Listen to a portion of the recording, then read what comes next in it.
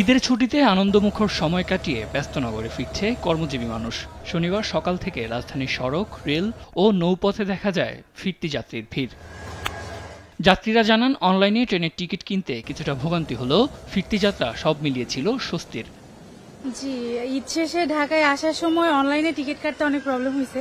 Plus এই ট্রেনের অনেক যাত্রীর ভিড়, গরম আর ট্রেনের ক্রসিং, এই দুইটা সমস্যা অনেক বেশি সবাইকে ভোগান্তিতে ফেলছে। হ্যাঁ, ত্রুটি ছিল, ব্ল্যাকে টিকিট ছিল অনেক, নিজেও ভোগান্তির শিকার হয়েছি। আসার সময় প্রচন্ড ভিড় ছিল, স্ট্যান্ডিং যাত্রী খুব বেশি পরিমাণ ছিল। দেখা যায় আমি সিট পর্যন্ত যেতে আমার খুব ভোগান্তি পোহাতে হয়েছে। হ্যাঁ, সময় মতো ছাড়ছে, একদম রাইট টাইমে আসার সময়। কিন্তু যাওয়ার সময় একটু প্রবলেম ছিল, যেমন আমরা 3 দিন আগে গেছি, তখন 9:30 ছাড়ার কথা ছিল, 10:30 ছাড়ছে। এদিকে সায়দাবাদ বাস টার্মিনালও দেখা যায় ঢাকামুখী যাত্রীর ভিড়। অতিরিক্ত ভাড়া আদায়ের অভিযোগ করেন তারা।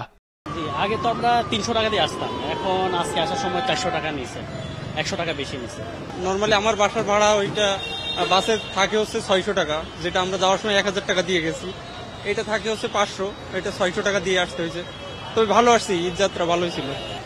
ঈদ যাত্রা ভালোই ছিল, কিন্তু প্রতিবারের মতো জনগণের হেনস্থ হয় যে আপনার 250 টাকার ভাড়া 350 টাকা, 500 টাকা এরকম গুনতে হয়। এটা প্রতি বছরই হয়। সদরঘাট লঞ্চ টার্মিনালেও ফিরতি যাত্রার চাপ। যাত্রীরা জানান, ভোগান্তি ছাড়াই ফিরছেন ঢাকায়।